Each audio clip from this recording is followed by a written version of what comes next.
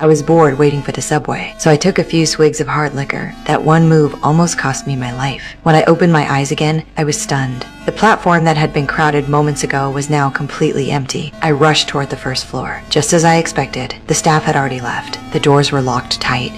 Hello? Just as I stood there helpless, the last train slowly pulled into the station from the darkness. I ran back down immediately. I jumped into the car right before the doors closed. What I didn't know was that a shadow had quietly followed me on board. I was still feeling lucky. Then the train suddenly slammed to a stop. The doors didn't open. This wasn't a station at all. There were no other passengers around. I had no choice but to walk through 2 cars to reach the driver's cabin. I wanted to ask what was going on. The peephole was too small to see clearly. The driver was already covered in blood, with no signs of life. The next second, the entire train went dark. A light suddenly flickered on in the car behind me. It was a foam flashlight. I was overjoyed. I kept calling out, asking who was there. There was no answer. Instead, the figure started walking toward me. I was terrified. My instincts told me I had to get out of there. I was so nervous that I tripped and fell. When the figure got closer, I finally saw who it was. It was my coworker, the same one who had followed me onto the train. Back at the office, he always stared at me to get close to me. He had set up this disgusting fake encounter.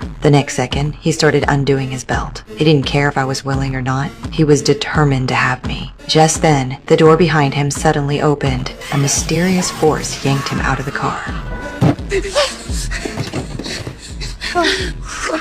What?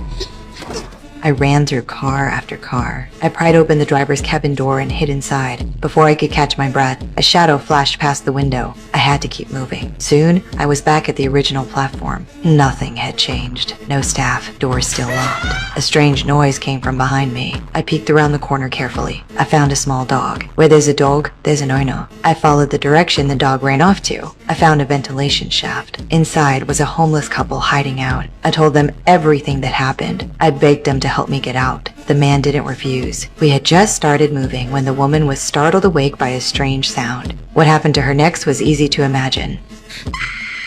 The man and I made it to the platform. We found my coworker. We tried to save him. Just as we got him settled, the man's dog came running over. It was covered in blood, clearly traumatized. The man immediately ran toward where his girlfriend had been. He was too late. Outside the vent was only a trail of blood being dragged away. He knew she was probably dead, but he had to get revenge. He followed the blood trail into the darkness. The trail disappeared into the black tunnel. My coworker had lost too much blood and stopped breathing. I tried to figure out how to escape. That's when I noticed a communication device on the wall. I pressed the call button. It connected to the security room.